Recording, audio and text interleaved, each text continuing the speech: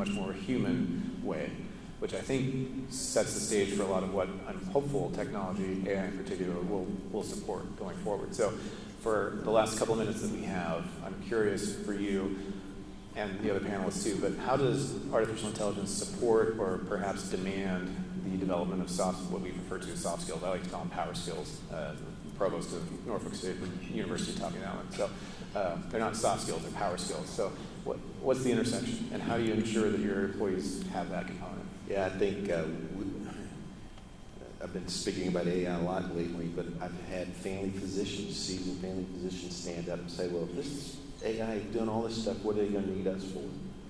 And so I like to point out, there's some I'm really excited about some opportunities with summarizing what happens in the exam room, summarizing what's in the patient's chart or charts, wider, out there, what's in the literature, what's in the evidence, but also maybe looking at huge numbers of patients, because most medical studies look at one condition, but a lot of patients don't have one condition, they have multiple conditions.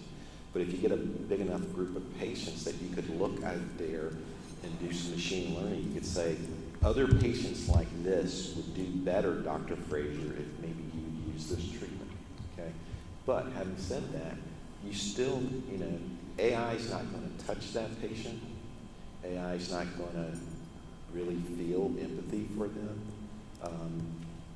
There's that human part of healthcare that should be there, good healthcare, it is there, and AI can't do that. And by the way, it can only make decisions on what it's been trained on, and it may not have been trained on any patient like that one right in front of you. So we're always going to need, in my opinion, the humans, not just physicians, but the healthcare workers that can touch patients and be human. Awesome, great. So we have 20 seconds. I'll just go down the line. Each of you, you're laughing. Each of you have 20 seconds. So are you more optimistic or more pessimistic about the future of the workforce given AI, and why in 20 seconds? Optimistic. I think this is a great generation of young people. I'm excited. Optimistic. Very much optimistic. There is, I will say, if you go online, you can find all of the doomsday scenarios. So it's not to say there aren't things to be concerned about. I do, but I think we can drive it to the optimistic outcome. Yeah, exceedingly optimistic. Obviously, this is a once in a multi-generation opportunity with revolutionary technology, and as I've said at the beginning, the American economy has proved resilient for these sorts of tectonic shifts in the past, and will continue to do so going forward. Great. Thank you, panelists. Appreciate the conversation.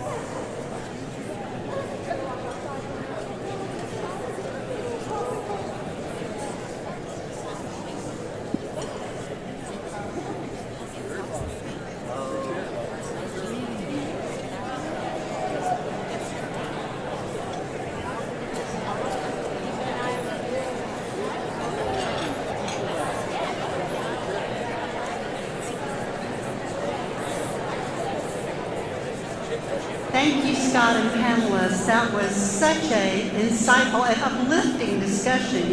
We say we're going to talk about AI, and people get all nervous about, okay, is this going to be depressing? But I think that was very uplifting. So let's thank the panelists again and Scott.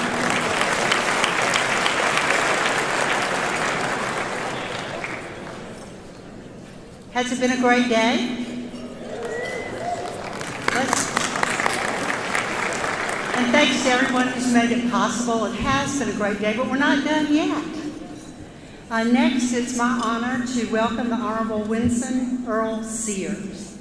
Winsome Earle-Sears was elected Lieutenant Governor of the Commonwealth of Virginia on November the 2nd, 2021, and sworn into office on January 15, 2022. She is the first female Lieutenant Governor of the Commonwealth of Virginia and the first Black female elected to statewide office. Previously, she was elected to the Virginia House of Delegates in 2002, serving the 90th District of Virginia. A native of Kingston, Jamaica, Winsome Earle-Sears immigrated to the United States at the age of 6. And this is one of the things I love the most about her. She served in the U.S. Marine Corps. Let's thank her for that service.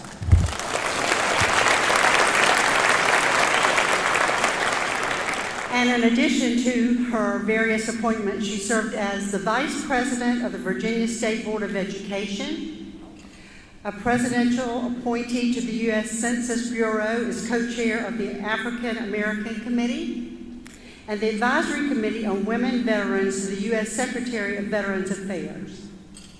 Please join me in welcoming Lieutenant Governor and gubernatorial nominee, Winsome Earle-Sears.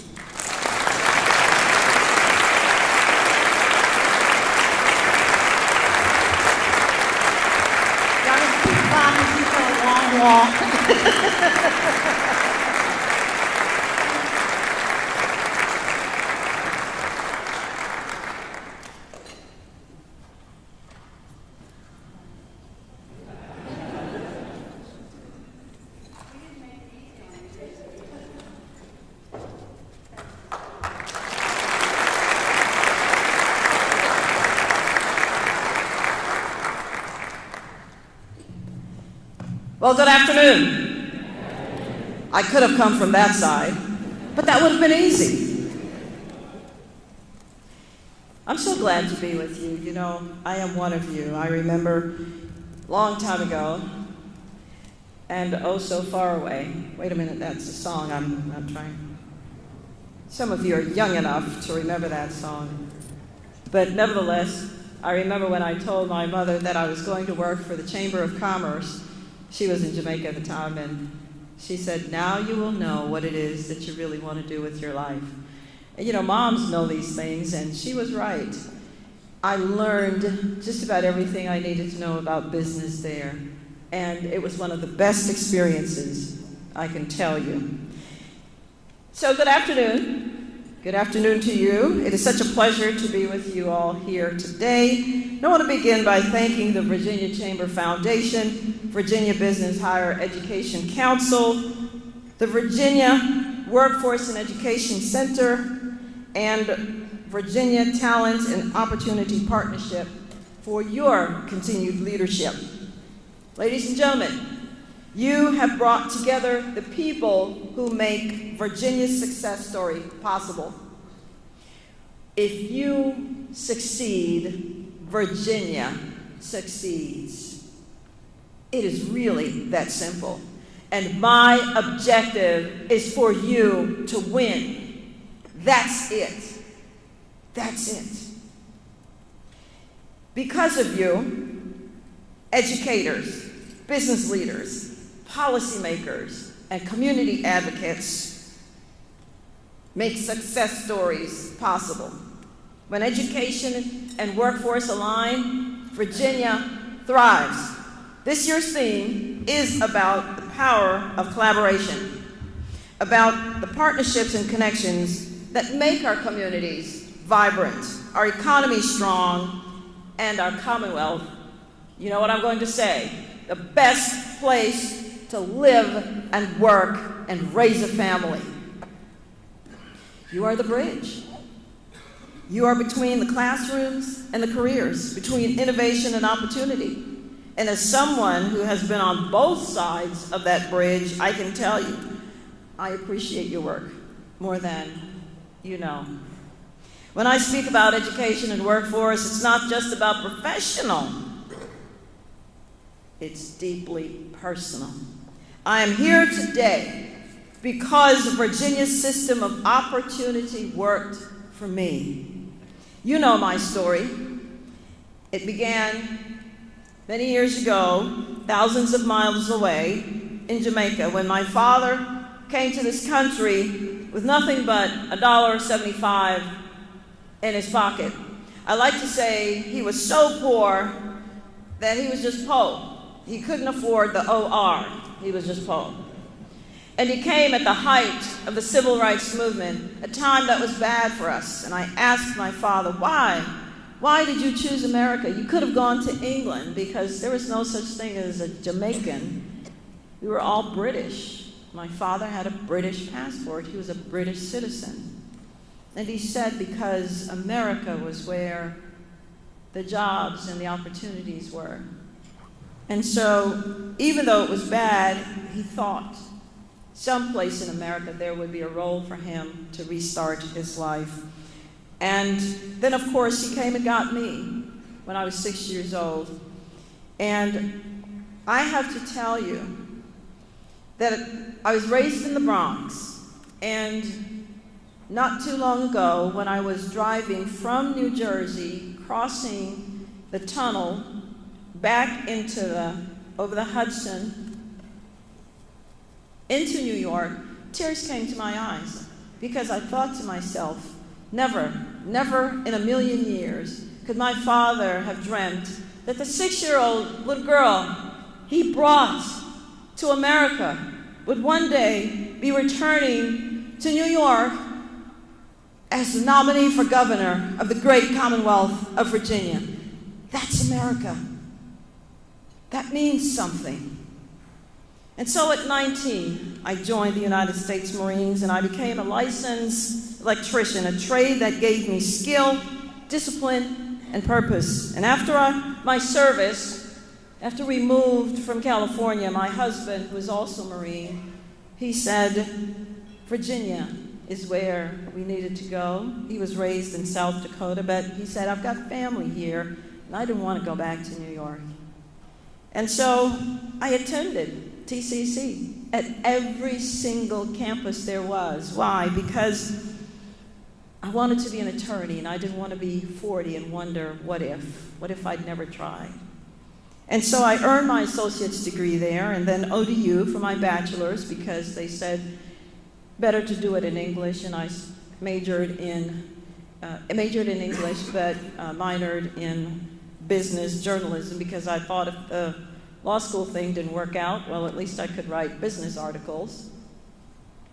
Well, the law school thing didn't work out, and I didn't write business articles anyway. So much for that. But I was accepted to law school. Realized that's not where I wanted to be. Later, I got my master's degree at Regent University in organizational leadership. Each of these steps, each of these institutions played a role in shaping who I am today.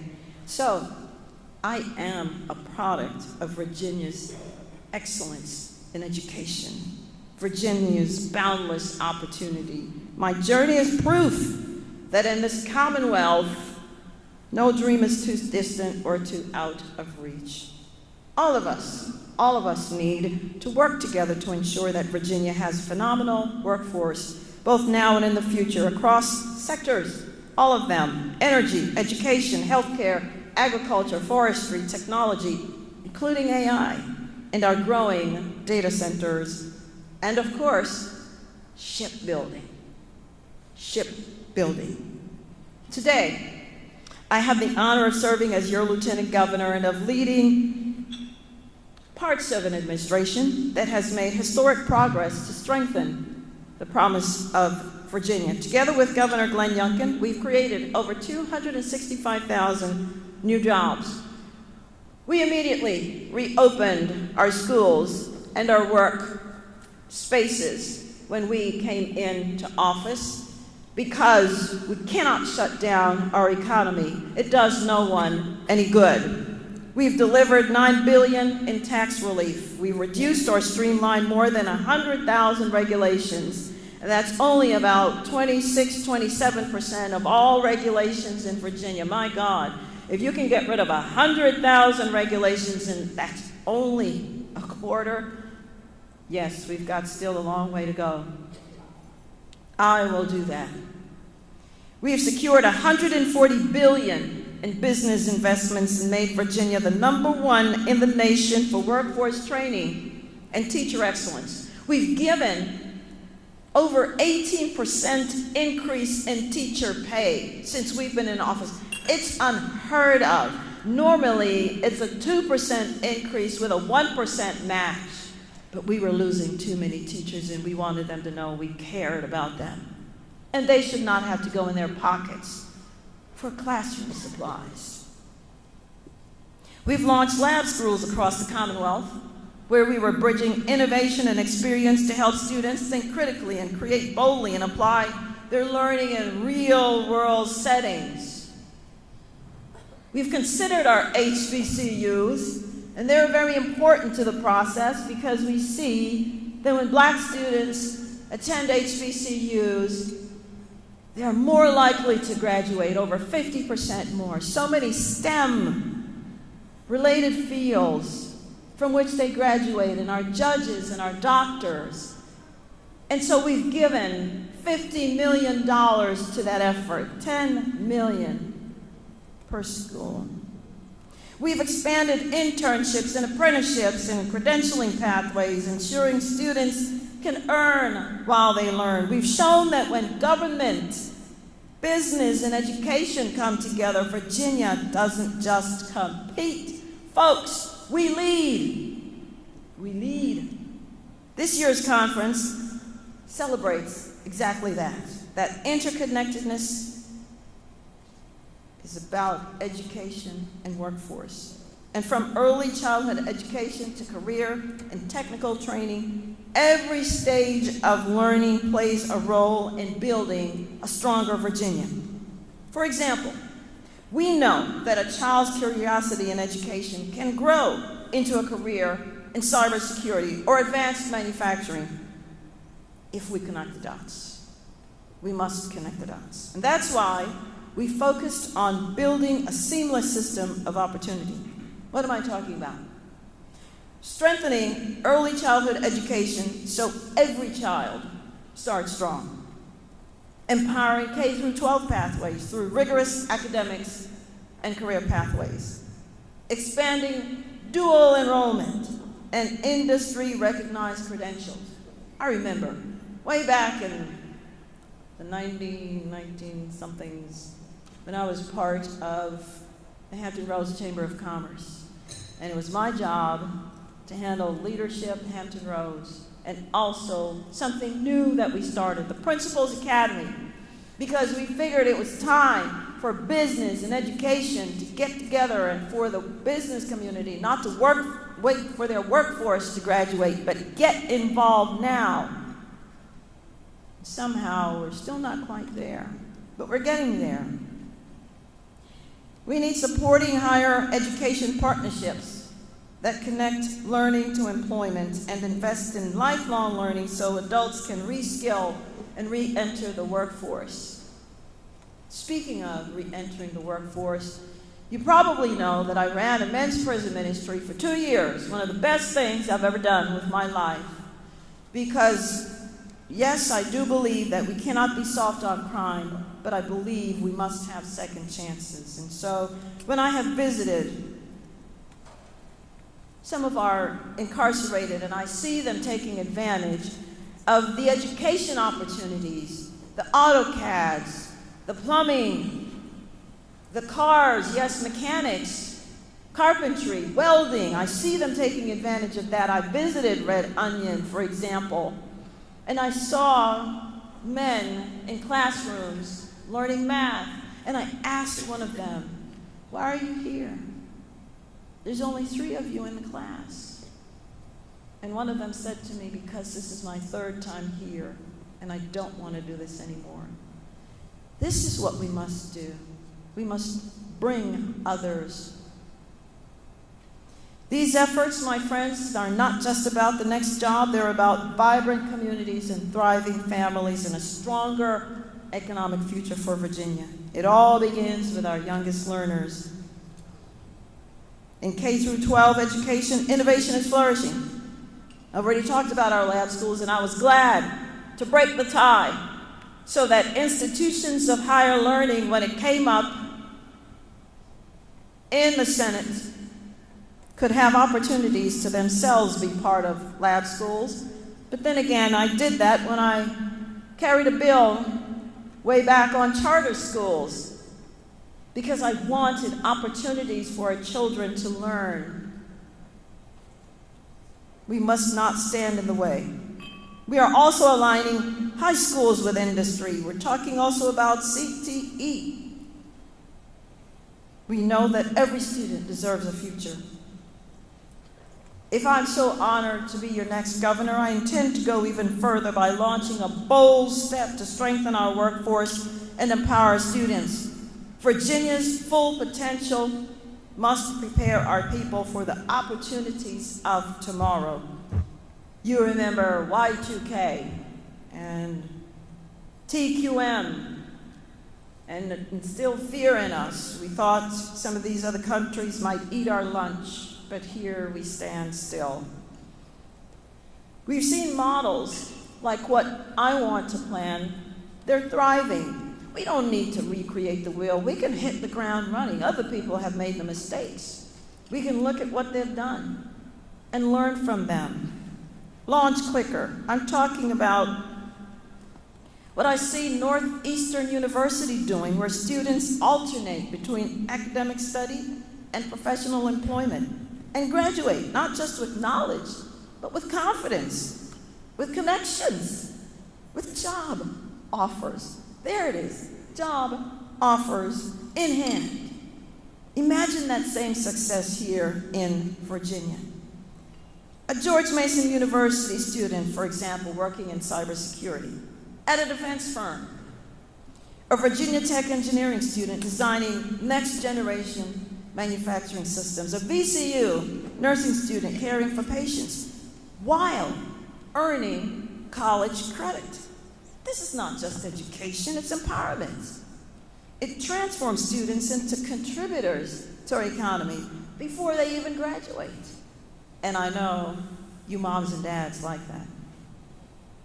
And it gives employers what they've been asking for, a skilled and a ready workforce. Now, as we stand at the threshold of a new technological revolution, artificial intelligence and automation are reshaping every corner of our economy, from healthcare to logistics, from manufacturing to finance.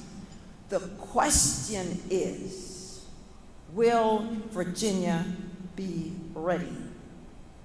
The answer is yes, we must be, because we are preparing our people not just for systems, but for their future.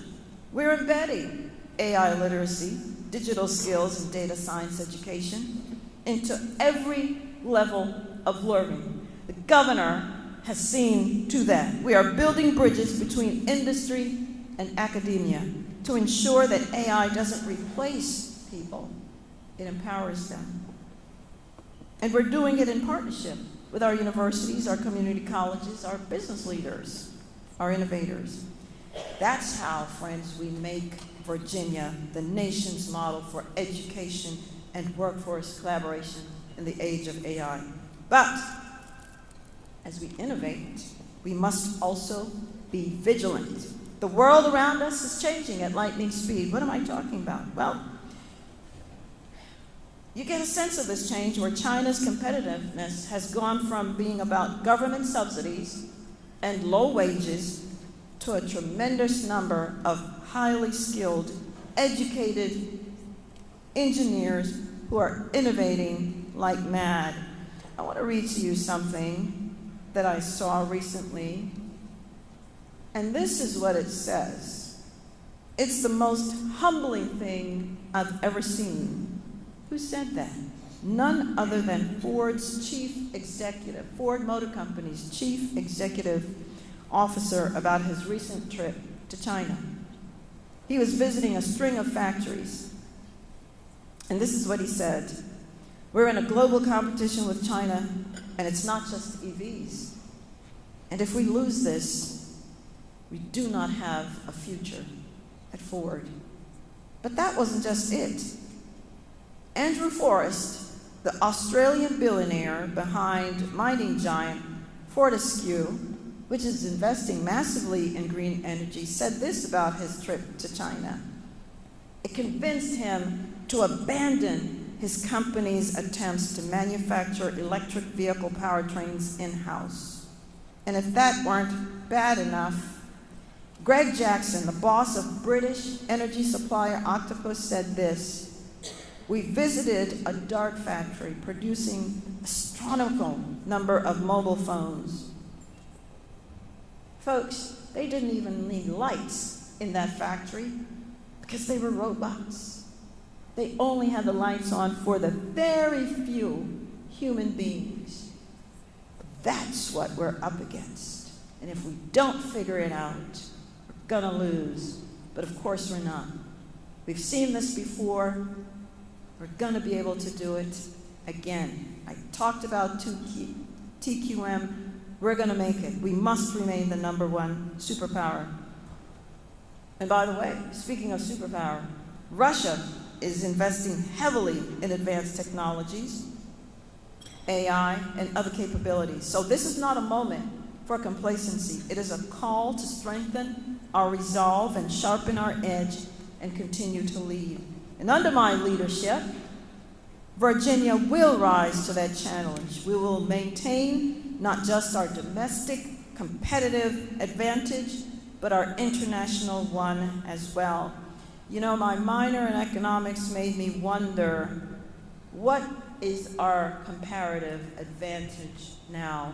I remember when I visited Argentina and speaking with the Prime Minister and his cabinet many years ago, and they wanted things from us that we were just not able to do. And here's the thing: America must always remain #1. So we will prepare Virginians not only to fill today's jobs, but to create tomorrow's industries, because the measure of our success will not be how we compare to other states, but how we lead in the world. Make no bounds about it. Virginia has talent. Virginia has the technology. And Virginia has the tenacity to compete with anyone, anywhere. We also know that the future of higher education is about value, alignment, and connection, and our universities and community colleges must remain engines of opportunity. We are able to attract businesses, for example, like Afton Scientific, like Eli Lilly, because we're working in concert with our community college systems to train their workforce, bespoke talent, so that by the time they finish building their factories, their buildings, their workforce talent is also ready. I think about Eli Lilly, which the governor announced was coming to Virginia. $5 billion investment in Virginia.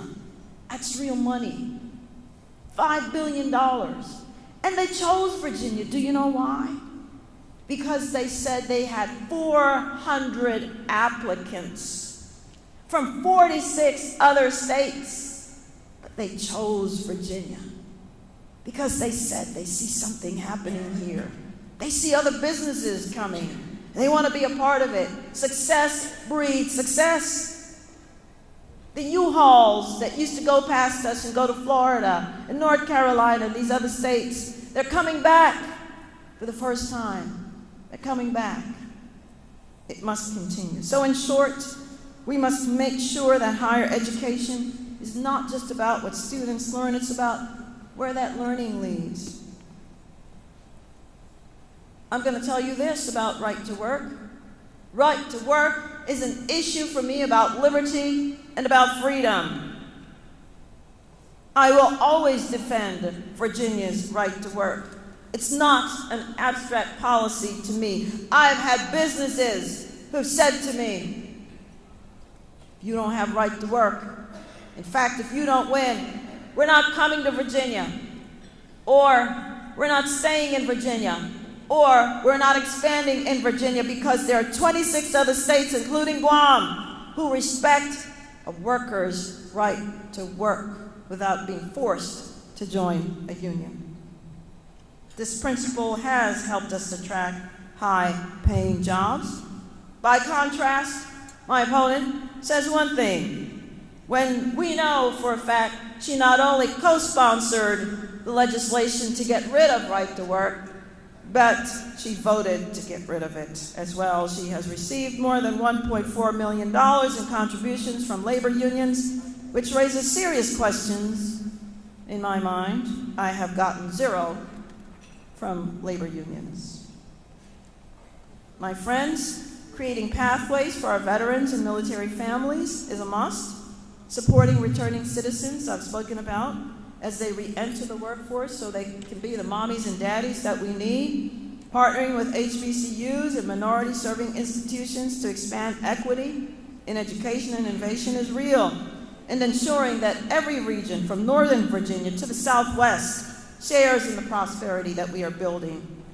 Our strength lies, yes, in our diversity and our shared belief that every person has something valuable to contribute.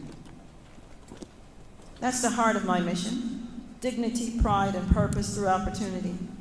So as we look ahead, again, my message is simple. We are going to keep Virginia working. We are going to keep Virginia building. And we are going to keep Virginia leading. Together, we will do it. All of this is necessary.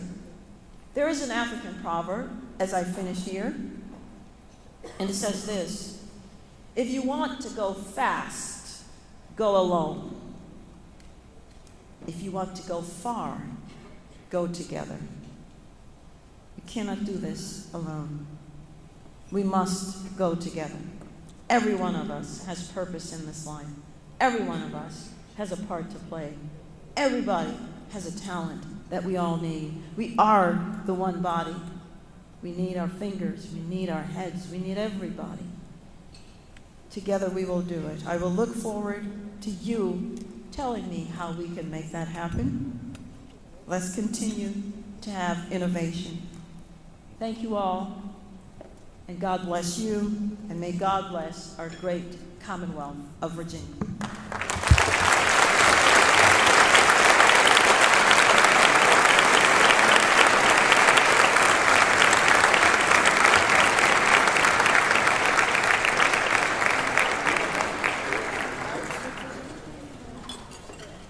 Join me in thanking the Lieutenant Governor one more time for being with us today for her remarks.